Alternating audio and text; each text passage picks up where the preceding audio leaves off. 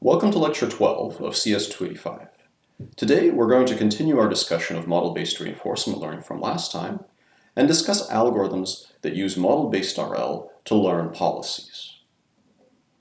So when we left off last time, the kind of most advanced model-based RL algorithm that we concluded on was what I had called model-based reinforcement learning version 1.5. That's not what it's actually called, that's just the name that I used for it in the lecture. But the basic idea behind such an algorithm is that we're going to collect data, we're going to use that data to train a model, and then we will use that model to plan to make decisions every time step. And we will replan each time step, and we can do that planning using any planning algorithm, including the ones that we discussed last week. So the recipe for this algorithm, just to recap, is you first run some base policy pi0 to collect the data set. Then you learn a dynamics model on that data set. You plan through that dynamics model to choose an action at a given time step, execute the first planned action in the sequence, observe the resulting state S prime, append that transition to your data set for future training, and then replan. And then every n steps, maybe every so many rollouts, you would go back and retrain your model. Now, this algorithm is an open loop algorithm. It's solving either the stochastic or deterministic open loop problem. The fact that you're replanning every time step provides some amount of closed loop capability, but the inner loop planning procedure still is not able to reason about the fact that more information will be revealed in the future and will have the opportunity to act on that information. The planner in one of those algorithms has to commit to a sequence of actions that it thinks is best if they were executed in open loop. Now, it doesn't actually then end up executing them in open loop, it ends up actually observing the next state and replanning, but what it can't do is it can't plan to make other decisions in the future in response to information that will be revealed in the future. So it's really solving this conditional optimization problem. It's maximizing the expected value of the total reward conditioned on a fixed sequence of actions. This is fundamentally less flexible than policy learning. So this is a suboptimal solution. If you want to consider an example where this would be suboptimal, the example that I gave last week when I talked about optimal control was the math test example. So to go into this example in a little more detail, let's say that you have two time steps. On the first time step, you can agree or not agree to take a math test. If you don't agree to take the math test, you get 0 reward. If you agree to take it, then on the next time step, you have to give the right answer. If you don't give the right answer, you get a -1 reward. If you do give the right answer, you get a +1 reward. Now, the math test is very easy. The problem is that you don't know how to give the right answer until you've actually seen the test, because you need to know what the question is to know what the answer is. So if on the first time step you have to commit to a sequence of actions that will maximize your reward, you will actually choose not to take the test, because committing to any one answer without having seen the test will make it very likely that you'll get the wrong answer and get the -1 reward. Whereas if you can learn a policy, you could easily acquire a policy that gives the right answer to every question once it's actually seen the question, and then you would choose to take the test. So in that case, what we want is a closed loop setting, where instead of sending an entire sequence of actions to the environment, you send back a policy, and then you execute that policy. And that basically amounts to solving the same problem as the original reinforcement learning problem. Construct a policy pi that maximizes the expected sum of rewards taken in expectation under the trajectory distribution. Notice the difference in the objective on this slide versus the previous slide. So here, the distribution is only dependent on the initial state, whereas here it's conditioned on an entire sequence of actions. So notice here on the right side of the conditioning bar, we have A1 through A T, whereas here we do not have that. So that's the big difference between open loop and closed loop control. Now, as we discussed in the planning and controls lecture, you can have different kinds of closed loop control. So you can have different forms for pi. The one that we typically have in deep RL is some very expressive kind of global policy, like a neural network, which should give you good actions everywhere, pretty much regardless of which state you find yourself in.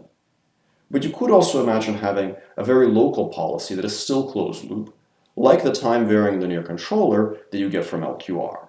This is still a policy, it still provides for some closed loop capability, but it's local, meaning that it only gives good actions in a smaller neighborhood around a particular trajectory.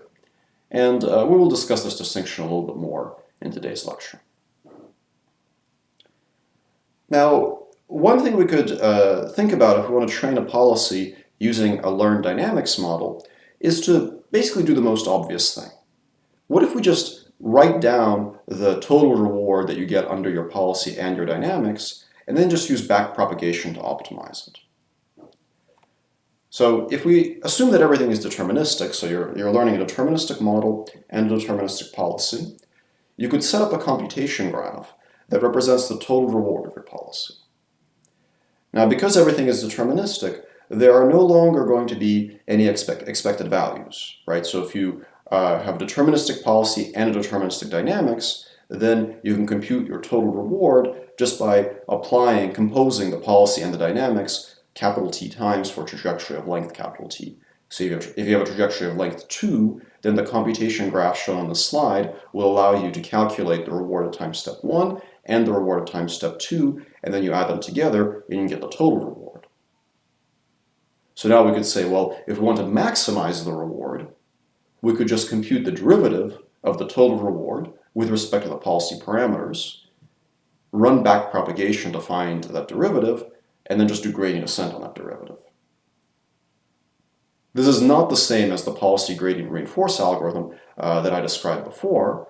This is a direct backpropagation approach to computing the gradient with respect to the policy parameters. In the literature, this is sometimes called a pathwise derivative, as opposed to the derivative used in the reinforce algorithm, which in statistics would be referred to as a score function. So we could simply backpropagate through each of these things and compute the derivative of the total reward with respect to theta.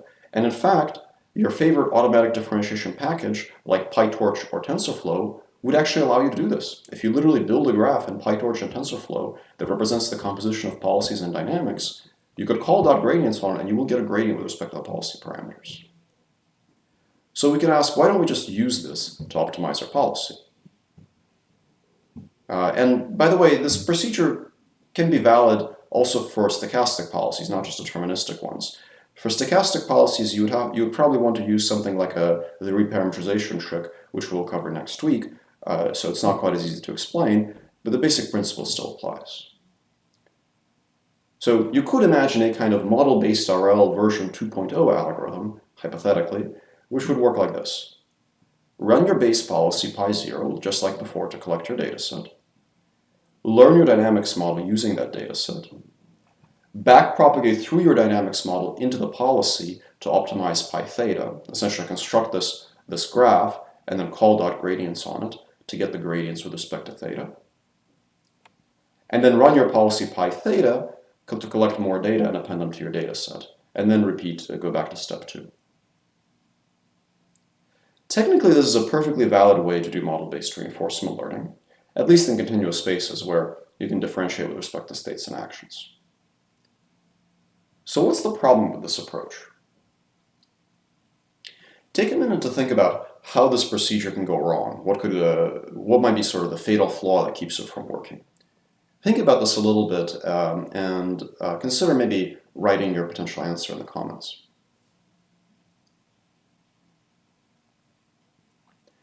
Okay, so the trouble with this kind of approach is that if you use backpropagation to compute a gradient and then do first-order gradient descent, you're going to get a similar kind of issue as we had with shooting methods, only much, much worse.